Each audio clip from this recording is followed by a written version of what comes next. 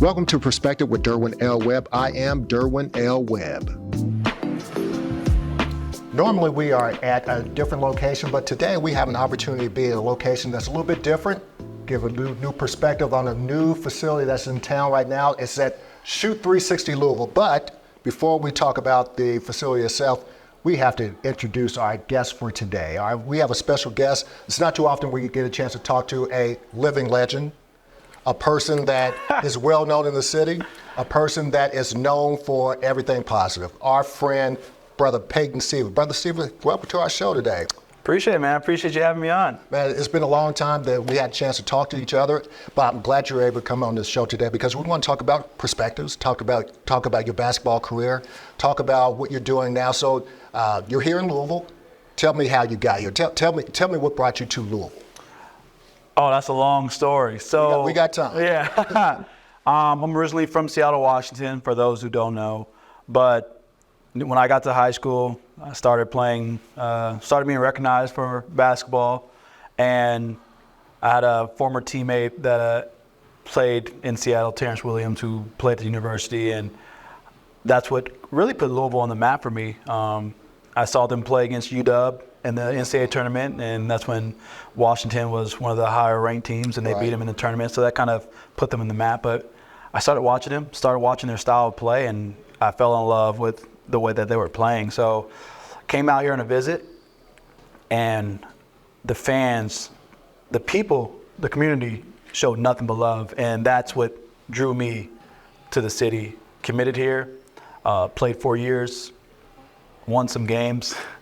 And then met my wife, who's from here, and we just decided to move back here. And I mean, I love it. I love the community. I love the city and everything about it. Now, you know what's funny is that you talk about you won some games. You actually won the game. Talk about being a national champion and talk about that experience that led up to that. I know that when you first got here, you didn't play as much as you wanted to play, but talk about the experience that you had being at Louisville as a player and growing into being a national champion. I definitely had some ups and downs. I was a McDonald's All-American. I had a really good high school career. I was very fortunate enough to even get a scholarship offer from the university, such a prestigious program. And got here, played behind an amazing point guard, Edgar Sosa, someone I looked up to, and he kind of took me under his wing when I got here. But it was tough. My first year I didn't play. I played sparingly, and coming in I thought I'll play a little bit more, but it just kind of pushed me to realize, okay, I need to work on some things. How can I get on the court? How can I, not just sit around and sulk, but actually get in the gym, improve, and earn my way on the court. Did that sophomore year, started, played better. Junior year, still had some ups and downs, but I had a talk with Coach Pitino, got healthy by end of my junior year, and ended up having a really good Big East tournament. We won the Big East championship that year. I won Big East tournament MVP. We went on to the Final Four that year, came back. We had a really good team, played well my senior year. We won a lot of games. We lost 5 games that year. Went to the Final Four again and won the championship. And what I like to tell people about that is, you always dream about winning the big game. You're at the court or in the gym, you always count down 3, 2, 1, the crowd goes wild. But, actually winning that game, all I can run through my mind is like, that's it. Like, I don't have individuals tomorrow with Coach Pitino. I don't have to go and practice and run and press. It was kind of a surreal moment, but one that I'll cherish forever. I had the opportunity to play for Coach Crum, a Hall of Fame basketball coach, living legend, recently passed away. You had an opportunity to play for a Hall of Fame basketball coach too. For the average fan, they just see how he is on the sideline, see what he would do in press conferences and things like that. How was it playing for Coach Pitino for you? And what type of impression did he leave on you? Now, what kind of answer do you want? Do you want a me and you answer, or do you want? I want whatever answer you want to give for all the fans. I would like to say that, when I played for Coach Pitino, it was tough. He demanded a lot out of you. He demanded a lot out of his point guards because as a point guard, you're an extension of the coach. So he expects you to know everything, expects everybody else to get in the spot set, and you're supposed to put them there. And when I tell you, you have to be mentally strong to play for that man because, like I said, he demands excellence from you. And it was tough, and I had some growing pains, but eventually I learned that it's not how he's saying the message, because a lot of people who watch Coach Pitino, they'll see he's very animated on the sidelines. You know, it's going to get after you. But it's listening to the actual message. You know, it's actually like, all right, Peyton, and I would say it in a more calmer way, but it was like, you know, you have to be able to get up down the court, push the pace, stay off the ground, make the extra pass, get back on defense, set your defense up. Just things of that nature that he would tell me, and that it was like, okay, it makes sense. And it finally clicked. And off the court, amazing coach. Like an amazing person that, you know, he's super personable. You can talk to him about anything. Like he helped me out in a lot of just life situations that I had. You know, kind of played that father figure off the court for a lot of us. But, you know, he cared. So, you know, I always give Coach Pitino 100% credit, you know, for just my development and the person that I am today. I mean, I definitely had a lot of people that helped me along the way, but he played a pivotal role in you know, a point in my life. But, you know, I'm always a big supporter of him. I think he's a great coach. What's the biggest life lesson you think you've learned from him? Going back to what I said, like my junior year, I was, you know, really struggling, dealing with a lot of injuries. You know, things weren't going in my mind the way that I thought it would go. And he just kind of pulled me to his office, and he was just like, you know, we live in a microwave society. You know, people aren't going to remember what you did back, you know, then. They're going to remember what you do now. And if you go out here, we're getting ready for the Big East tournament. Just like if you go out here and play well and really show people what you can do, they're going to remember that. And honestly, it was true. It was a big life lesson that I learned that, you know, for example, if you ask anybody, you know, how I played my other 2 years, had a little bit of like, what do you mean? You know, a lot of people don't realize, like, I didn't play a lot my freshman year. My sophomore year, it was kind of up and down, but they remember my junior year winning the Big East tournament and winning the Big East tournament MVP, and then the final year winning the championship. And that still holds true to this day. And you know what's so funny is that you talk about that. I don't remember not playing. It seems like once you got there, in my mind, you started playing right away. It was a contributing factor on the team. So it bodes well for what you're saying right now. Let me ask you this. You talked about the very end of your career, of your college career. You're like, it's over. You have to get ready for something else. Tell me about the difference between college basketball and professional basketball. I would say the difference is, you know, I played in the NBA, I played in the G League, played over in Europe, played over in Australia. I mean, if you're talking about just purely basketball, I would say the difference is talent. The game's a lot faster. And me then, you're a pro. Or now I feel like college kids are pros anyway because they get paid. So, but now it's on you. You know, where in college you can kind of mess up. You can kind of like have those times where, all right, I can figure it out. Like I have a year or two to figure it out. Or again, we live in a microwave society where people want instant results in that way. Then there you kind of like, you know, did your dues, like, all right, I'm going to improve, and then when my time comes, I'm going to take advantage of that. Where now it's like, no, you need to be on right now, or all right, see ya. Right. Next person coming in. Right. Next step. That was the biggest adjustment for me when I became a pro. Was no, you need to, you know, put in the work now and, you know, give results right away. That was the biggest thing for me as a pro, and because you're not with your teammates all day. People got family now. People with their wives, their kids. You're not just hanging around with everybody. You don't get that college experience where I see all my teammates every day. We're hanging out. We're going out to eat. We're playing video games. Now they have their own lives. So that was a big wake up challenge for me when I became a pro. Well, I see a lot of different jerseys on the wall now. You played in a lot of different places. What do you consider the best place you think you ever played? Outside of college, of course. Best place, I would say like team-wise was probably Berlin. I spent 5 years there, so I got the chance to know the city, know the people, the fans, super welcoming, really loved them. Now, I would say one of the best places that I played was probably, that I enjoyed, was like New Zealand. We were only there for a couple of months before we were moved to Melbourne, just because of COVID. But the culture there, the people, the views was just beautiful, that I really loved. But all those places hold like a really special place in my heart, just because I spent time there, blood, sweat, tears, built relationships, and they all have a different story. Well, I always have to ask a question about how life was for a person during the COVID years. You were playing basketball overseas at that time. What was it like for you playing overseas during the COVID time?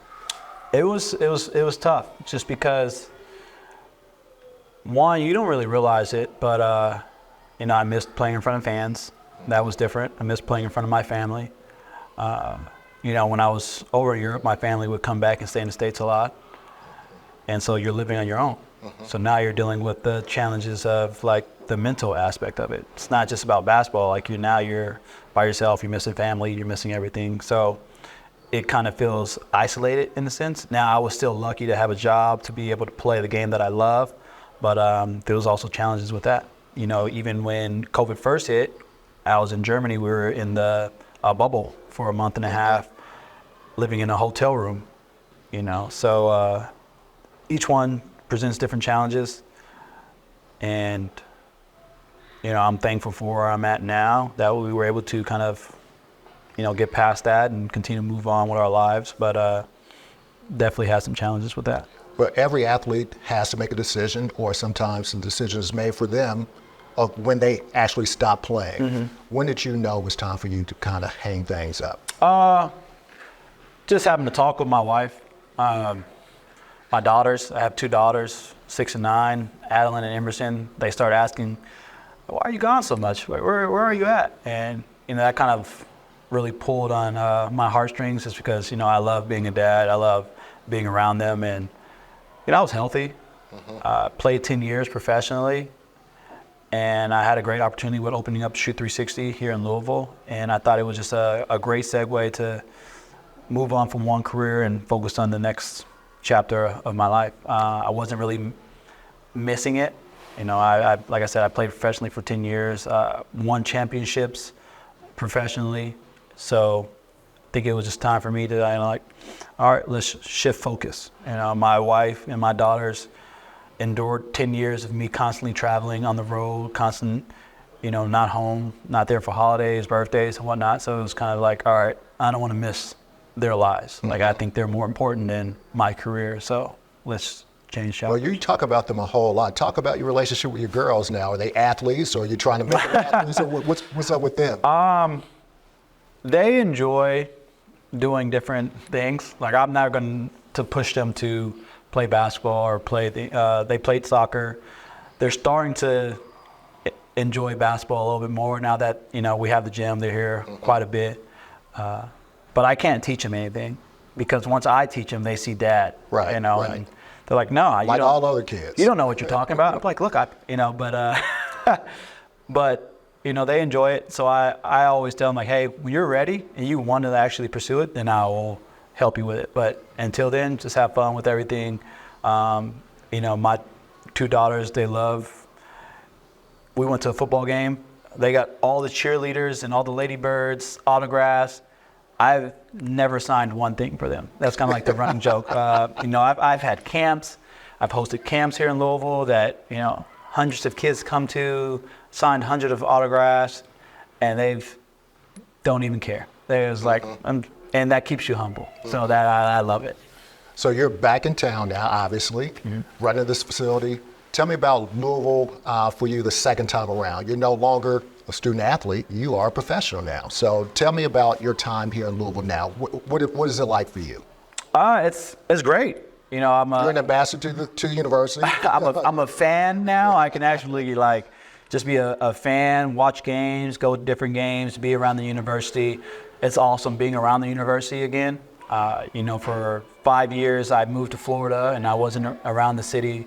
We were only come back for about 2 months where I lived in Florida, and then I would be back over in Europe for 10 months out of the year. So it's actually good to be back around the city, back around and I see the reason why I fell in love with it so much the first time. It's just the community, the people, the fans. Whenever I go out, they still show love. They show love to my kids, my wife, my family. They're very respectful to us, and it's just great to feel that sense of community here. And so it's just fun, man. It's fun to see actually funny to see kind of like the athletes and what they're going through, and I lived it. But now I'm on that other side where for example, some of you guys might have come to our practices, or the older players come to our practices. I tell Haji and Larry, I used to call them old heads, when they would come to our practice. Man, you guys get out of here, you old heads. You guys always want to be around. But now I'm in that spot. I was going to say, how's it feel being the old head now? Welcome to the club. How's it feel? Man. It's funny now that I go down there, and some of the guys they'll joke about that, and but it's funny to see how this life comes full circle. But I'm enjoying it a lot. What would you have done differently, based upon all the things you know now? What would you have done differently with your career, based upon the information you have now? Oh man, I thought I worked hard when I was a player. I could have done 10 times more. You always hear people if I know what I know now, knew then, I would have been this player. I could have done that, and I kind of feel okay.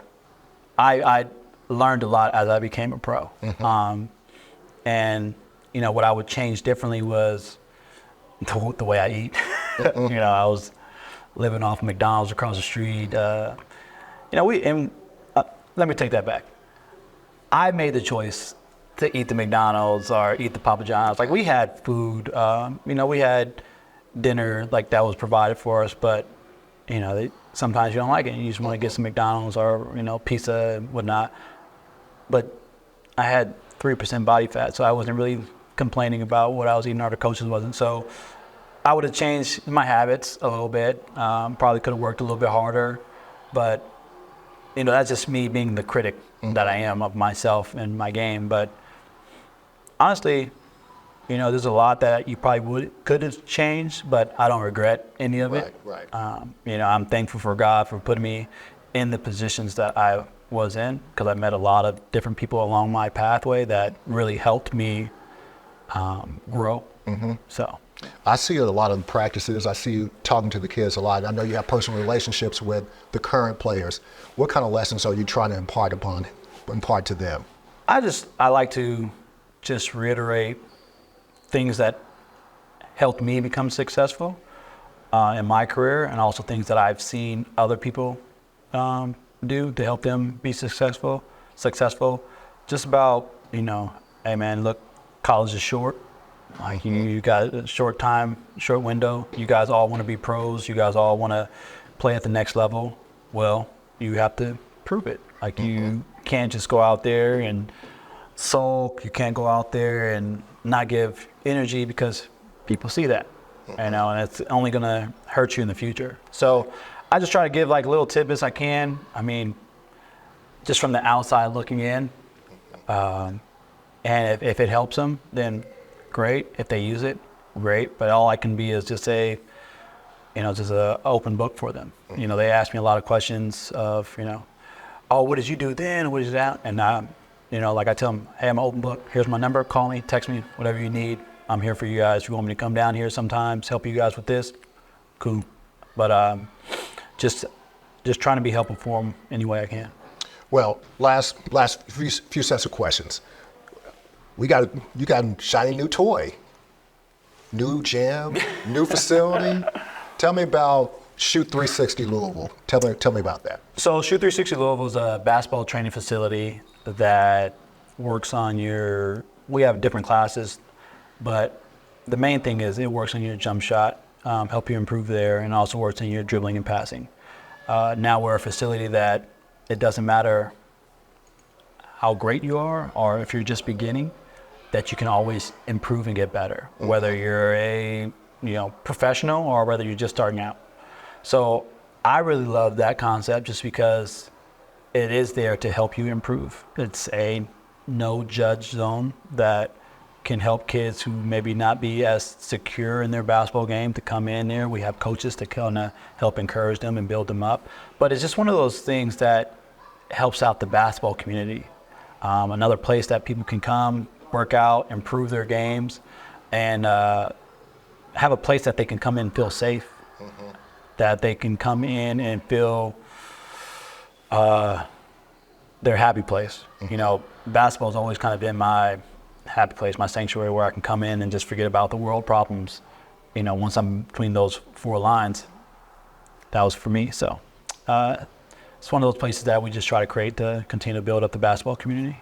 So expansion, what do you want to be in 5-10 years from now? We plan on building different facilities. It is a franchise, so we want to continue to grow it, to kind of put them all over Kentucky area, and just continue to build up that basketball culture, continue to create that place, that safe place for kids that they can come and work out, even adults, a place that they can work out, and continue to build the brand.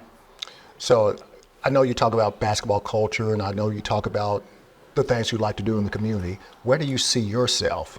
If someone was writing a book about you, what would you want people to know about you and the things you want to do also? For me, man, it's just about giving back, being able to give back to the community, being able to support my family, being a good husband, dad, family member. If I wanted somebody to kind of write a book about me, and what I can do is just I'm a God-fearing man. I thank God for everything that He has blessed me with, that I am able to kind of bless others as well, just along my journey. And whether that's, giving, money or time, whatever it may be, I just kind of want to be known for that. And that's kind of just the way I want to live my life.